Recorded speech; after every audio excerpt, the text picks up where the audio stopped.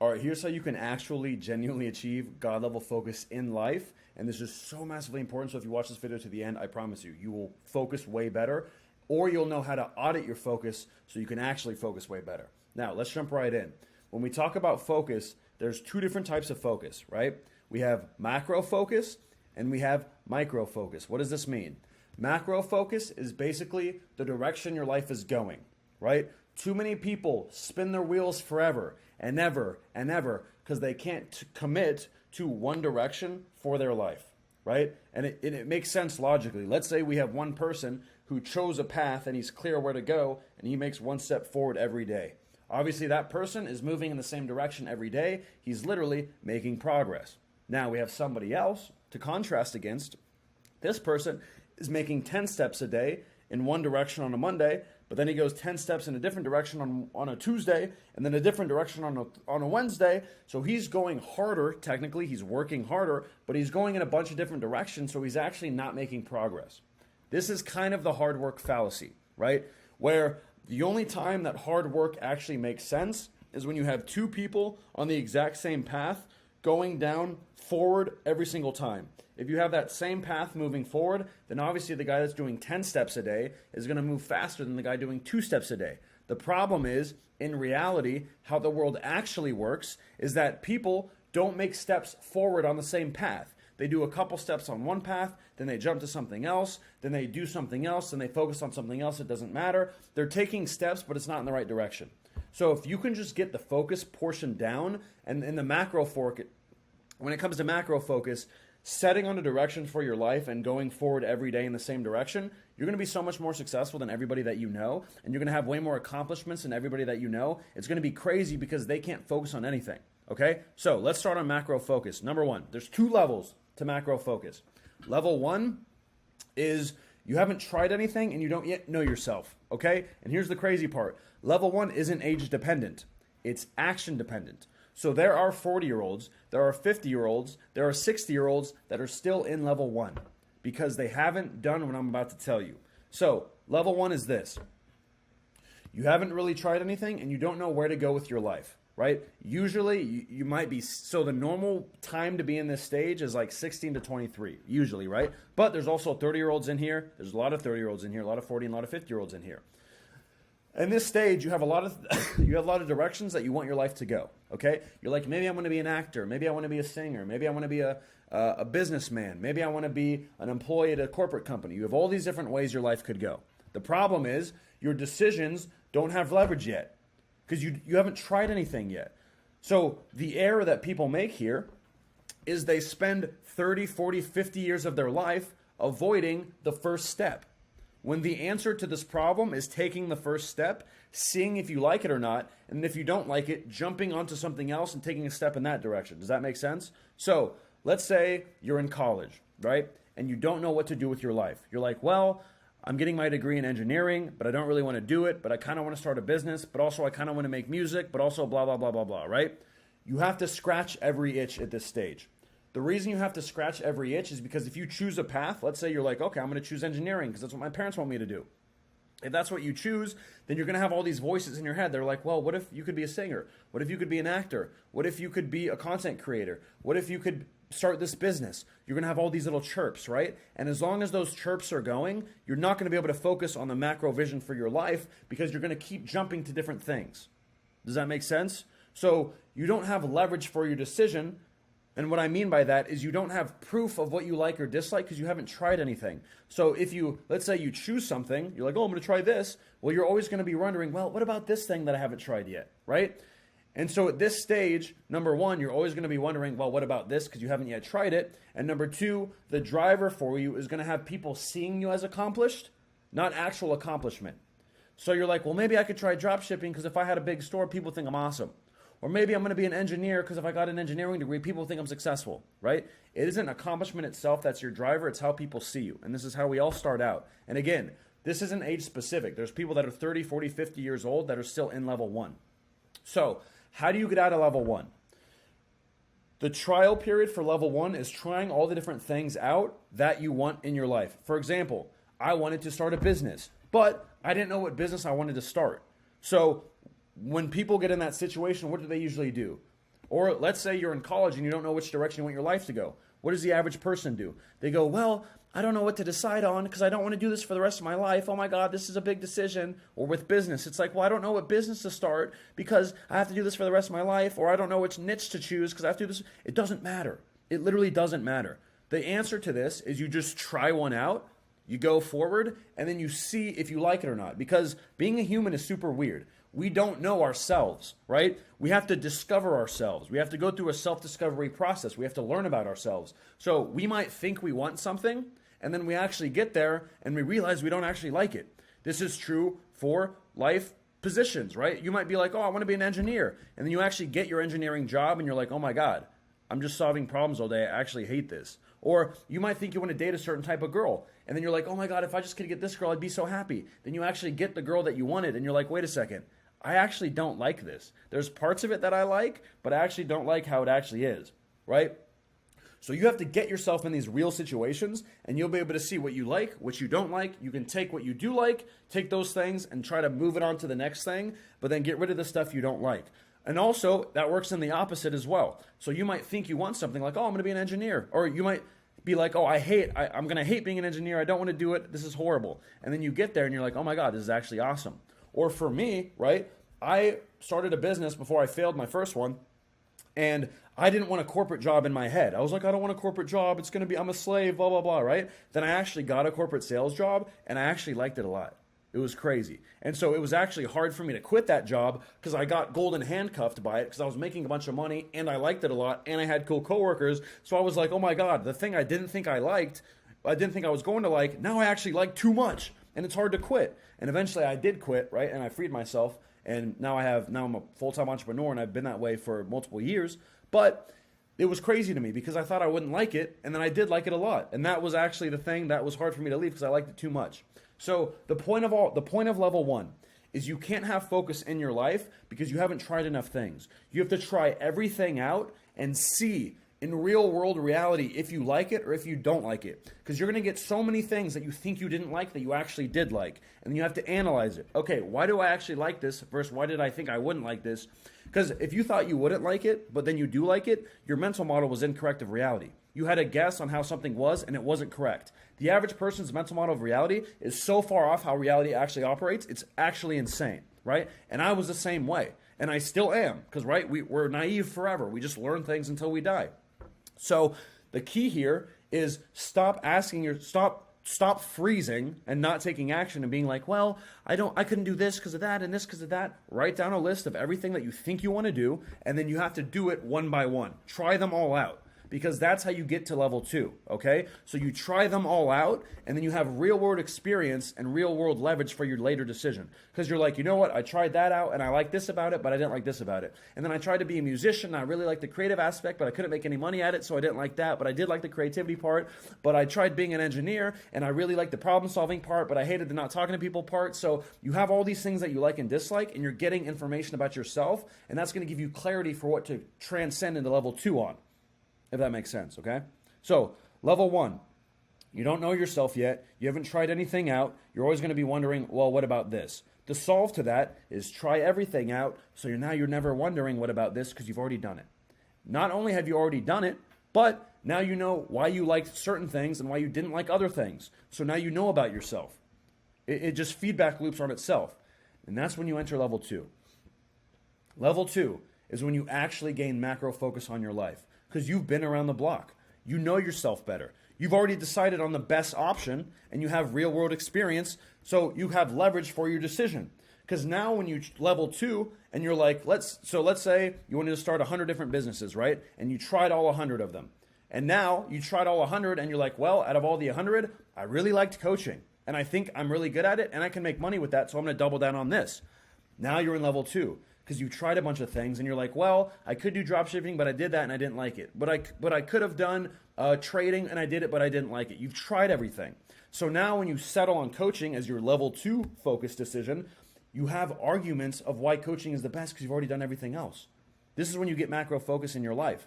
And then if you think that you're going to jump to something else, you're like, no, I already tried that. This is why coaching's the best. And now you have logical arguments, right? You have logical arguments to hedge against shiny object syndrome, which is all the other shit that's out there. And then you resort back to, well, There's nothing else. This is it. Does that make sense? So now if you're like, well, there's a new crypto opportunity and blah, blah, blah. You're like, no. You're like, what else am I going to do? Coaching's what I want to. I've done everything else, and I know coaching's the best. I'm already here. There's nowhere else to go, right?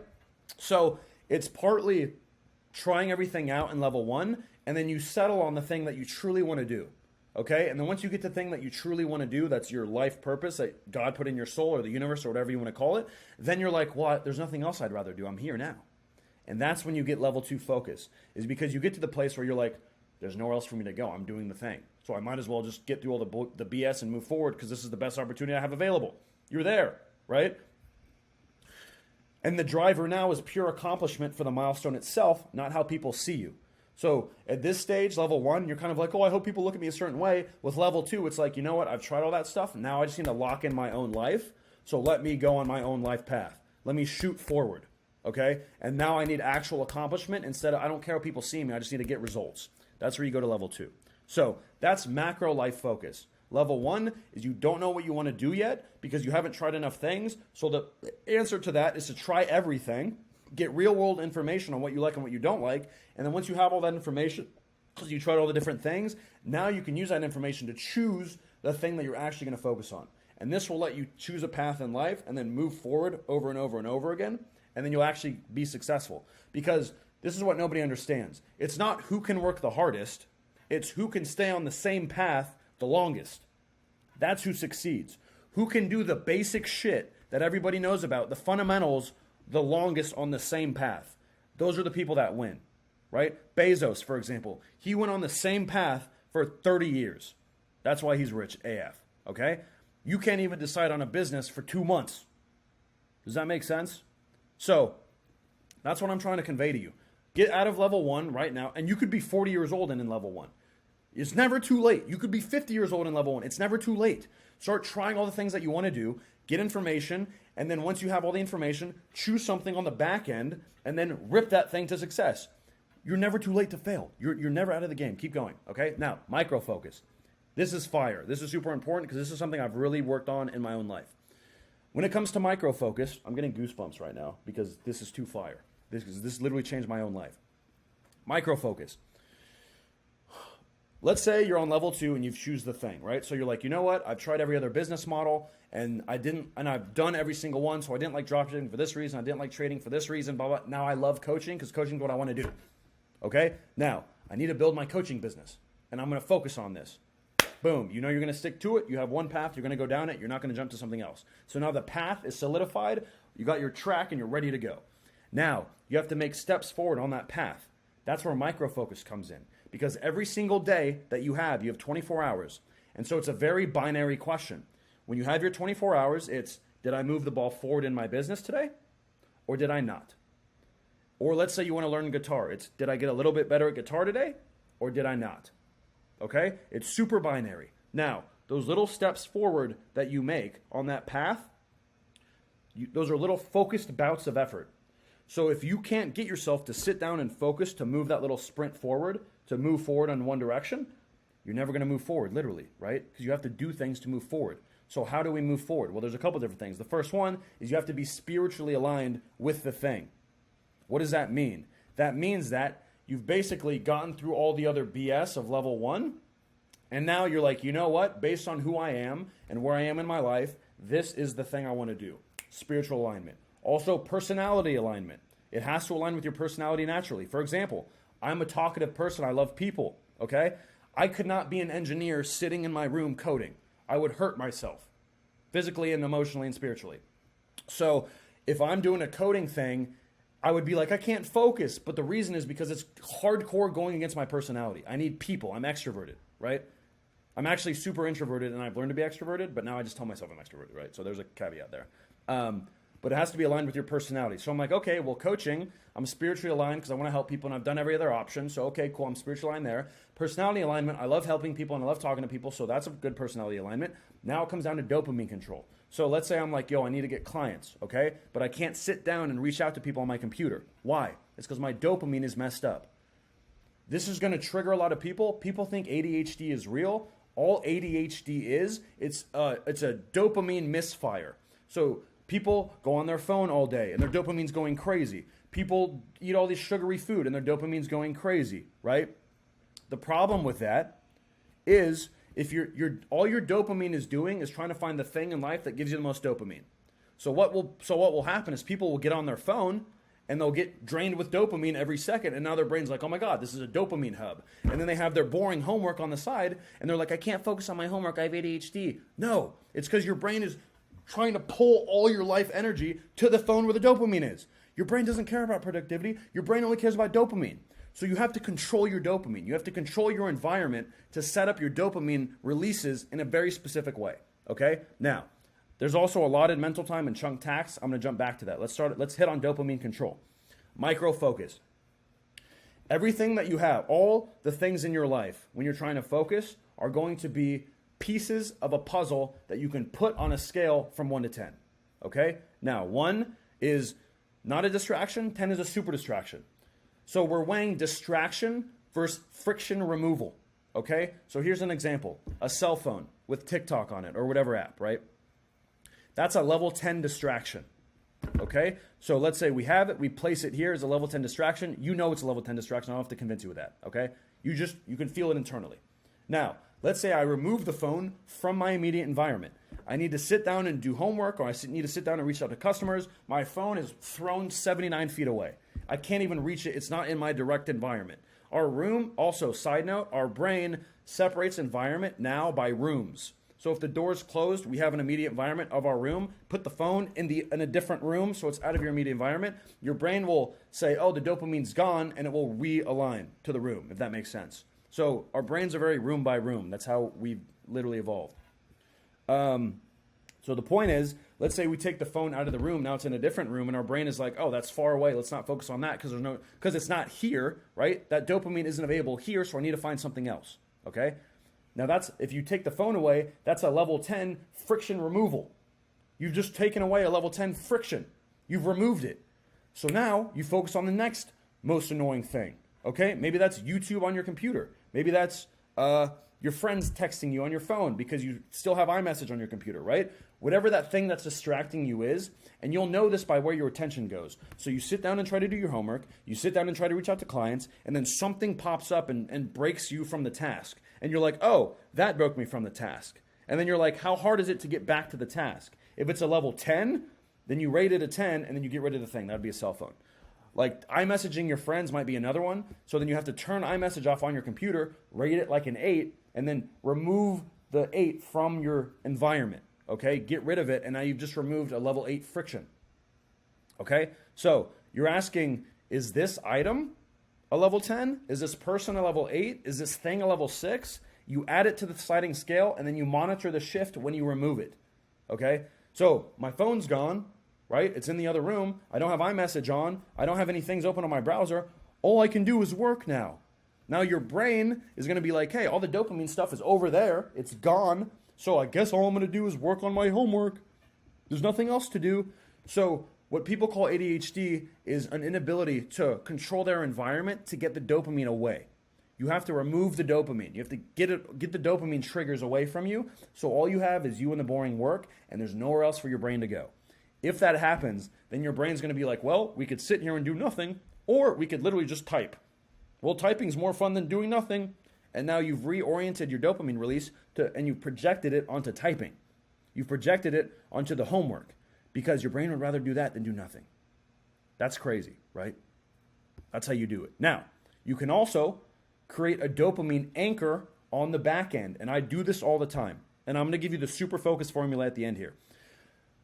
This is a dopamine anchor on the back end is literally just rewarding yourself for what you're doing. So here's what I'll do for ultimate productivity. Let's say I have to focus and build a part of my course for 3 hours, okay? I know I have 3 hours of work. How do I actually get it done? Here's what I do. Here's exactly what I do. Number 1, I allot myself mental time.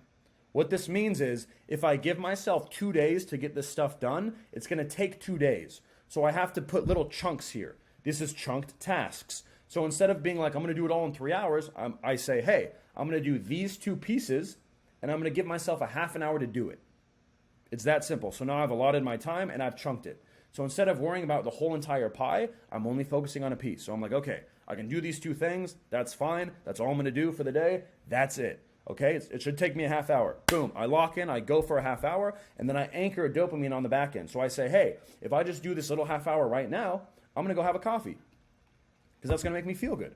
It's that simple. Or I'm going to have a couple sips of coffee so it makes me feel good. So now, while everybody else is distracted, they can't do anything, my phone's in the other room, my messages are off, I have nothing to do but the work in front of me, I've mentally allotted a half hour of work to one specific task, and I've chunked it up, and I know if I do this task, I get my coffee. And I'm going to be so happy. How could you not do the work? There's no way to do it. So that's how you can go micro-focus to the maximum. Once you have this scale in your mind and you're weighing things out with different stuff and you're like, nope, distraction removed, because productivity and focus isn't adding things, it's removing things. It's taking things away. So once you can take this away and that away and this way and that away and this way and that away, and it's not in your immediate environment, and your brain's like, well, all the dopamine stuff that I used to like is gone. It's not even around me. I might as well do the thing right in front of me. And I know if I do this, it's only 30 minutes, and I get a coffee on the back end, well, yeah, I'm going to do it, because now if I get the thing, I get the coffee. Now if I do the work, I get the coffee. Right? If I do the work, I get the chocolate bar. So whatever it is. So macro focus, go through level 1, go through the fire, get leverage for level 2, and then micro focus, right? Is it spiritually aligned? Yes. Is it personality aligned? Yes. Then it's all about controlling your dopamine, breaking up tasks into little chunks, and then allotting specific amounts of time for them, anchoring dopamine on the back end so you have a little pleasure reward on the back end so your brain's like, oh, I really want the dopamine, and then you get it done. Because you can train yourself where the task that you've been avoiding is the route for more dopamine. And that's when it gets crazy. So the point where the task that you've actually been avoiding is you can train your brain to do that to get the dopamine on the back end with the reward. So hope this helped. This helps me. Do subscribe, tell your friends, help me out. Spread the love.